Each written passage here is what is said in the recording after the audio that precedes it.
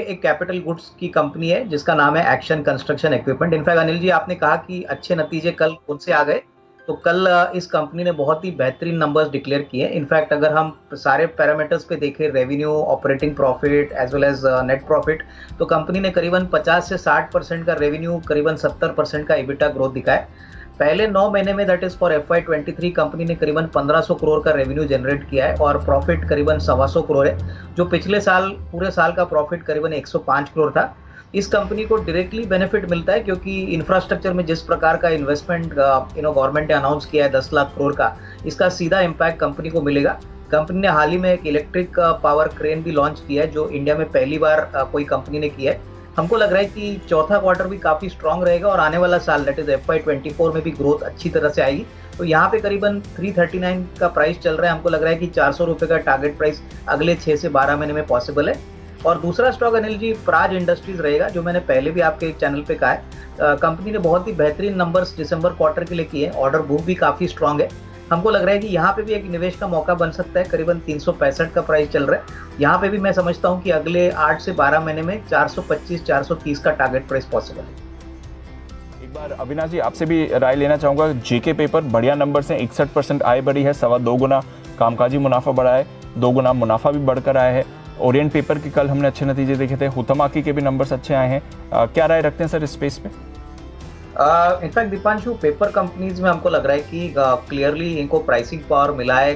Demand supply से काफ़ी significantly बढ़ रही है और हमको लग रहा है कि इन द नियर टर्म कोई बड़ी कैपेसिटी इंक्रीज ना आने के कारण जो पेपर के प्राइसेस है वो लगातार ऊपर जा रहे हैं। तो मेरे ख्याल से जेके पेपर के नंबर जो आ गए वो इन लाइन है, लेकिन मुझे लग रहा है कि चौथा तिमाही भी ऐसा ही स्ट्रॉन्ग क्वार्टर आने की उम्मीद रखनी चाहिए।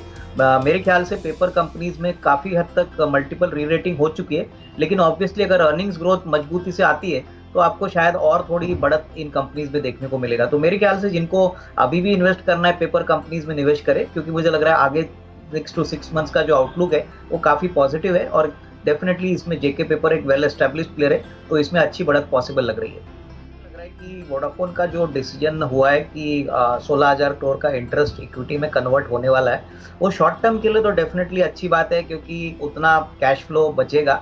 बट कंपनी अभी भी लॉस मेकिंग है, अभी भी करीबन 2,40,000 करोड़ का कर्जा इनके बैलेंस शीट पे बैठा है, तो वो डेफिनेटली दिक्कत की बात है। और दूसरी बात दीपांशु, अगर इनकी इक्विटी कैपिटल की बात करें तो अभी तो 32,000 करोड़ की इक्विटी है और डाइल्यूशन आएगा तो यहाँ से डिविडेंड का जो आउटलुक है या अर्निंग्स ग्रोथ का जो आउटलुक है वो काफ़ी वीक रहेगा।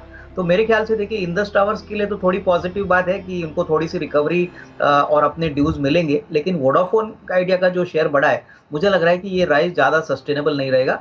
तो निवेशकों को थोड़ा सा इस स्टॉक से बच के रहना चाहिए क्योंकि इतनी बड़ी इक्विटी होने के बाद उसको सर्विस करना भी एक बहुत बड़ा चैलेंज होगा। बिल्कुल, इनफैक्ट दीपांशु, मुझे लग रहा है कि आरपूज इस क्वार्टर में आपको अच्छी तरह से बढ़त देखने को मिलेंगे और मोस्ट इम्पॉर्टेंटली आने वाले क्वार्टर्स में 5G का जब रोल आउट होगा तभी मैं समझता हूँ कि ज़्यादा वैल्यू एडिशन और ज़्यादा मार्जिन एक्रेशन होने की अपेक्षा रहेगी। तो डेफिनेटली जो कमेंट्री मैनेजमेंट की रहेगी स्पेशली 5G रोल आउट के ऊपर, आरपूज कितने बढ़ेंगे आने वाले क्वार्टर्स में और ऑब्वियसली कितना डेटा से रेवेन्यू आ रहा है, कितना वॉइस से आ रहा है, प्लस जो भी इनके एक्सपेंशन के इनिशिएटिव्स है, ये सारी बातें मेरे ख्याल से मार्केट्स क्लोजली वॉच करेगी और कहीं ना कहीं आरपू में अगर थोड़ा सा भी पॉजिटिव सरप्राइज मिलता है तो स्टॉक में अच्छी बढ़त आपको देखने को मिल सकती है। नहीं, मुझे लग रहा है कि नंबर्स ठीक ठाक आएंगे, लेकिन ओवरऑल हमने देखा है कल ही जो नंबर्स बालाजी एमाइंस के आ गए हैं, तो केमिकल कंपनीज में थोड़ा सा रॉ मटेरियल कॉस्ट बढ़ने के कारण मार्जिन प्रेशर सिग्निफिकेंटली देखने को मिला है। तो मैं समझता हूँ कि यहाँ पे मार्जिन्स पे सबकी नज़र होनी चाहिए। मार्जिन्स में अगर कोई मेजर ड्रॉप आता है तो थोड़ा सा नेगेटिव सरप्राइज आ सकता है। हालांकि ऑर्डर बुक की बात करें तो नवीन फ्लोरिंग के पास काफ़ी अच्छे एक्सपोर्ट ऑर्डर्स है और ओवरऑल जो फ्लोरो गैस की सेगमेंट है वहाँ पे ये डोमिनेंट प्लेयर है। तो मुझे लग रहा है कि Navin Fluorine can be a surprise pack in the results. Deepak Nitrite के लिए मैं अभी भी पोजीशंस होल्ड कर सकता हूँ क्योंकि मुझे लग रहा है कि केमिकल स्पेस में अभी भी थोड़ी मार्जिन प्रेशर होने की अपेक्षा रहेगी। तो डेफिनेटली दोनों कंपनीज में अभी निवेश करना नहीं है, रिजल्ट्स आने दीजिए, बिजनेस कमेंट्री आने दीजिए, उसके बाद एक निवेश का मौका बन सकता है। दीपांशु, मुझे लग रहा है कि देखिए नंबर्स की बात करें तो दिसंबर क्वार्टर में सारी सीमेंट कंपनीज को इनपुट कॉस्ट प्रेशर काफ़ी सिग्निफिकेंटली फेस करना पड़ा और हमने देखा है कि बाकी सारी सीमेंट कंपनीज की अगर हम बात करें, जैसे अल्ट्राटेक हो गया, तो नंबर्स काफ़ी डिसअपॉइंटिंग थे। मैं समझता हूँ कि जो भी इम्प्रूवमेंट आएगा वो अभी जनवरी टू मार्च क्वार्टर में आना चाहिए। प्लस जिस प्रकार के बजट्स इंफ्रास्ट्रक्चर सेक्टर को इस बजट में मिला है, इसका फ़ायदा आने वाले फाइनेंशियल ईयर में इनको मिलेगा। तो रिजल्ट्स की प्योरली बात करें तो नंबर्स में कोई बड़ा पॉजिटिव सरप्राइज आएगा ऐसा लग नहीं रहा है। बट हाँ, मैनेजमेंट कमेंट्री और जो वॉल्यूम ग्रोथ आउटलुक जो ये मैनेजमेंट्स कहेंगे, उसके ऊपर सबकी नज़र रहेगी। तो मेरे ख्याल से रिजल्ट्स के पहले यहाँ पे खरीदने का कोई पोजीशन लेना नहीं चाहिए। रिजल्ट्स आने दीजिए, बट डेफिनेटली रिजल्ट्स खराब आने की उम्मीद है।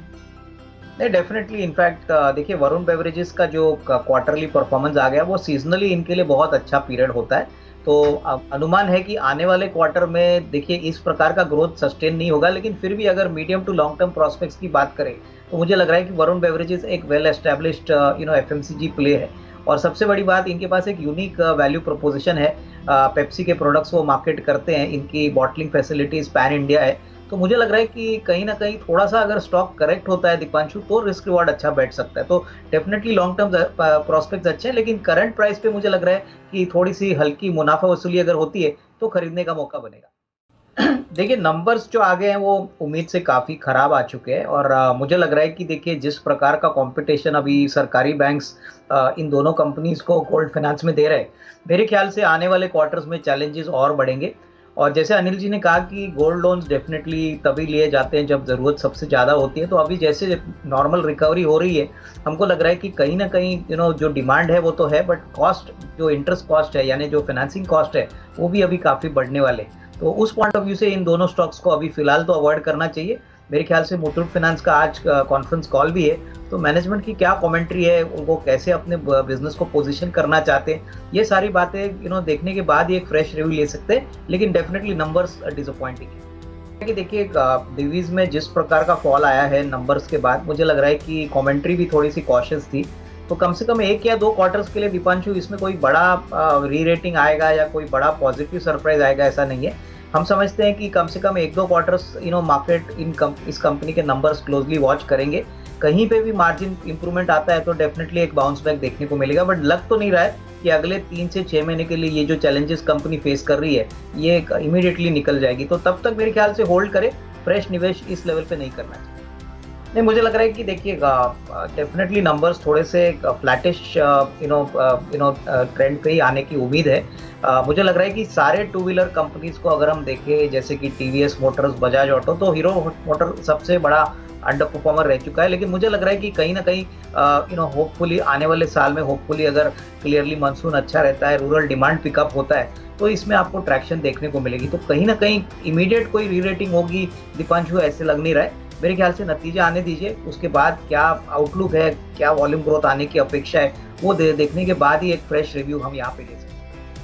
अनिल जी, जो आज की मेरी 10 की कमाई का स्टॉक है वो अशोक लेलैंड है। मुझे लग रहा है कि Q3 के नंबर्स तो ऑलरेडी आ चुके हैं, लेकिन जिस प्रकार का ग्रोथ इन्होंने कमर्शियल व्हीकल सेक्टर में रिकॉर्ड किया है, प्लस जिस प्रकार का इनका ऑर्डर बुक डिफेंस बिजनेस में है, मुझे लग रहा है कि चौथी तिमाही भी इससे काफ़ी दमदार आएगी। मेरे ख्याल से FY24 में भी डेफिनेटली उम्मीद है कि नंबर्स और भी अच्छे होंगे, क्योंकि इंफ्रास्ट्रक्चर को काफ़ी बड़ा पुश इस बजट में मिला है। तो मेरे ख्याल से इस लेवल से खरीदने का एक मौका बन सकता है। मेरे ख्याल से 170-175 का एक टारगेट आपको अगले 6-8 महीने में मिलने की अपेक्षा रहेगी। तो ये मेरी तरफ से